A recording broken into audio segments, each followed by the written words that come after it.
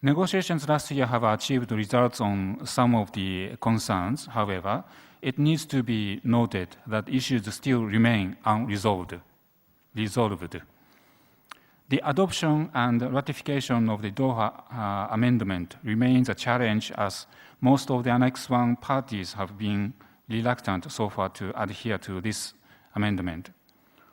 While the negotiations at Bonn and Bangkok have focused on the ad hoc working group on Durban Platform for Enhanced Action and the instrument of legal form replacing the Kyoto Protocol, it needs to be asserted here that any such instrument must be based on the concepts of historical accountability, common but differentiated responsibilities, justice, and equity.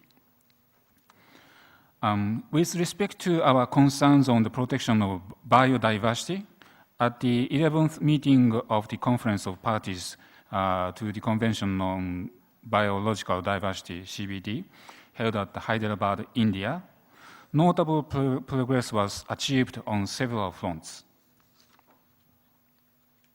And in the front of pursuing sustainable development, without focusing on legal dimension, is no longer a viable option for the international community.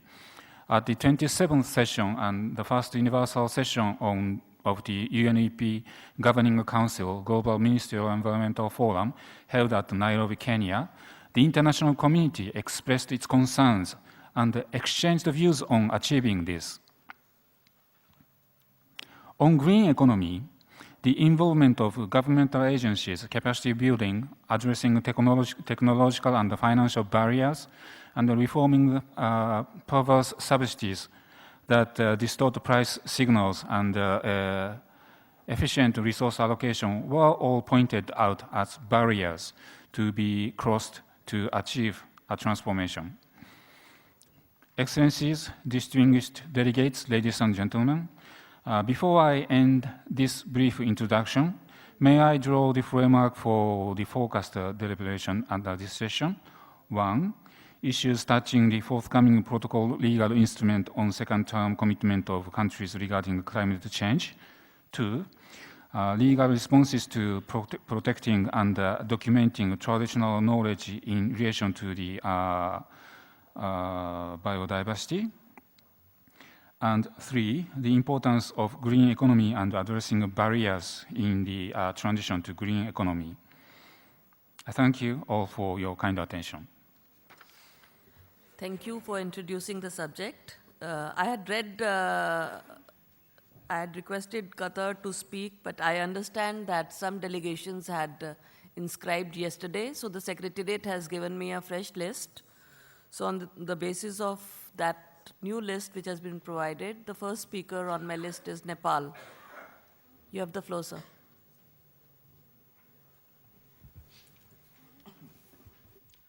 Madam President, distinguished delegates, excellencies, ladies and gentlemen. First of all, I would like to recall the meeting of heads of state and government and high-level representatives at Rio de Janeiro, Brazil in 2012, with the full participation of civil society, renewed our commitment to sustainable development and to ensuring the promotion of an economically, socially, and environmentally sustainable future for our planet and for present and future generations. We recognize that poverty eradication is the greatest global challenge facing the world today and an indispensable requirement for sustainable development, and expressed our commitment to freeing humanity from poverty and hunger as a matter of urgency. We also reaffirmed our commitment to the full implementation of the Program of Action for the least developed countries for the decade 2011 to 2020, Istanbul Program of Action, the Almaty Program of Action addressing the special needs of landlocked developing countries within a new global framework for transport cooperation for landlocked and transit developing countries, advancing cooperation for the landlocked and transit developing countries advancing integration, implementation, and coherence, assessing the progress to date, and the remaining gaps in the implementation of the outcomes of the major summits on sustainable development and addressing new and emerging challenges. Madam President, Nepal is facing from three special situations. It is least developed country where poverty is a big challenge to address. It is a landlocked country which has no seacoast, therefore rely on transit countries' route to access to sea, which caused high cost for transport of goods. And finally, it is mountainous country. As a result of climate change, Nepal is being affected from food and energy crisis, biodiversity loss, and increasing frequency and intensity of natural disasters, which have added burdens of coping, particularly for vulnerable communities. There is a direct link of environmental issues with poverty, climate change, loss of biodiversity, and land degradation. Madam President, the poor and mountainous countries contribute least to global warming, but are the most vulnerable to climate change and erratic weather patterns. They have least capacity to address these problems. Therefore, the global community needs to support most vulnerable and poor countries in effectively addressing the adverse impacts of climate change and for using the opportunities created by it to impose livelihoods and achieve climate-friendly development. The ability of least developed and mountainous countries are limited for addressing the financial, food, and energy crisis, and therefore there is a need for a mechanism to help these countries to improve their resilience. Mountain systems provide ecosystem goods and services that are essential for sustaining the local, regional, and global environment and the economy. About half of the global biodiversity hotspots are in mountains. However, providing these goods and services to the global community has high economic and social cost in the mountain countries. Nepal, with only 0.1% of the global landmass, has 2.5% of the global biodiversity. It has the 10th highest density of flowering plants, 4% of the global total for mammal species, and 9% of the bird species, and its mountains supply water to the major Asian rivers. The opportunity cost of this natural capacity has not been quantified, and the need to providing mountain people incentives for conserving the resources has yet to enter the global debate. Such concerns of the least developed mountain countries remain unaddressed in the green economy framework. This omission needs to be corrected by establishing global, regional, national, and local mechanisms to compensate and reward mountainous communities for the services they provide. Climate change is a sustainable development issue.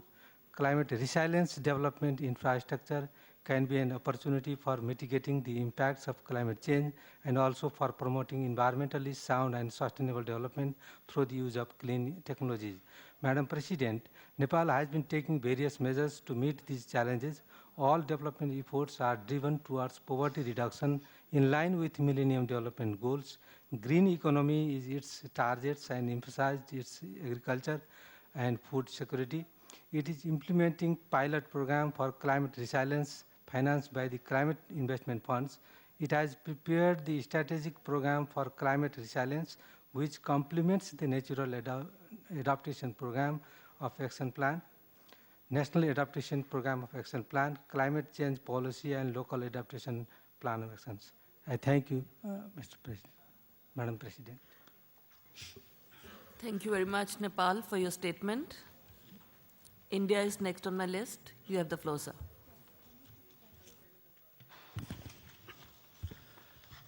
Thank you, Madam President. At the outset, we would like to thank the Deputy Secretary General, Mr.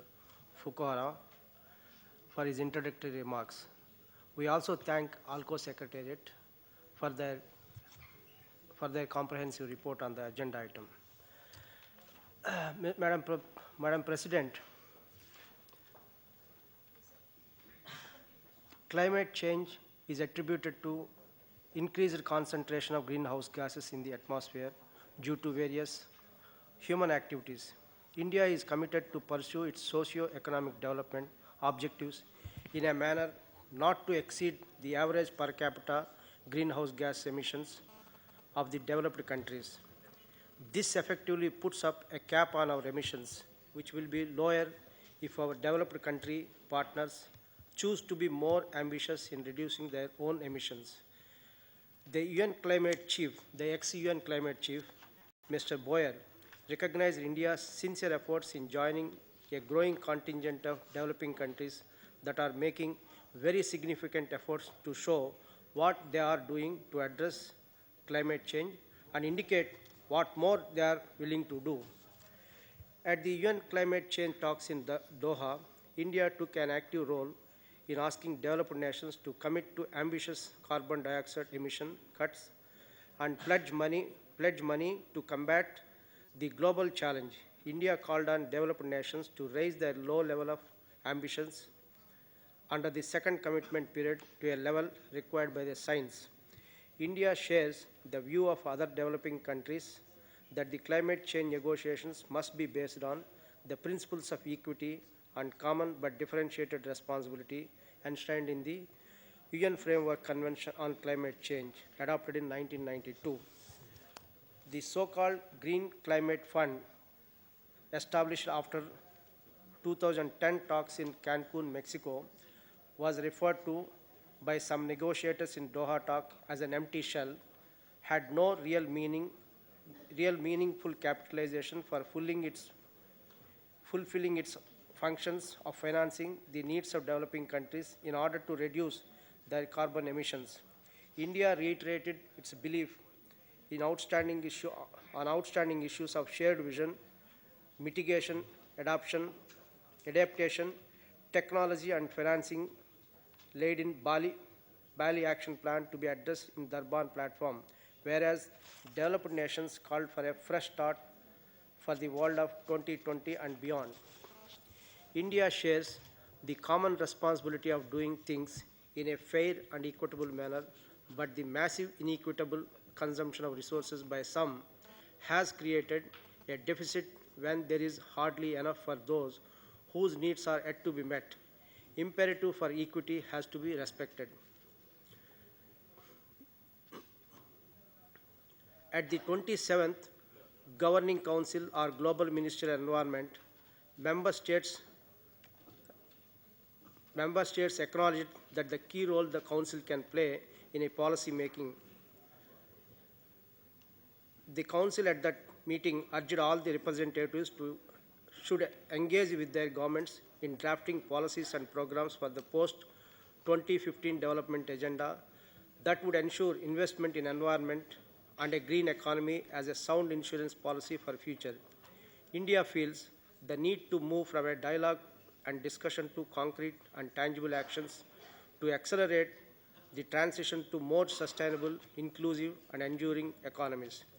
India feels the need to summon imagination to balance the costs that would be incurred in present with the benefits that will accrue to future generations in order to achieve the targets set in the future we want, the outcome document of Rio 20+.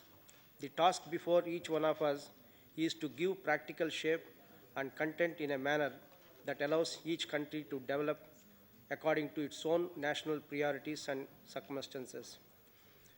As my friend from Nepal mentioned, that the 1992 Rio Summit has acknowledged poverty eradication is a priority area for developing countries. Those living at the subsistence level cannot bear the costs of adjustment. Their livelihood consideration is important in determining how scarce natural resources such as land, water, and forests are used. The severe deterioration of land and water resources is already affecting the well-being of people living at subsistence levels. India cannot and will not take emission reductions targets because its priorities are socio-economic development and eradication of poverty.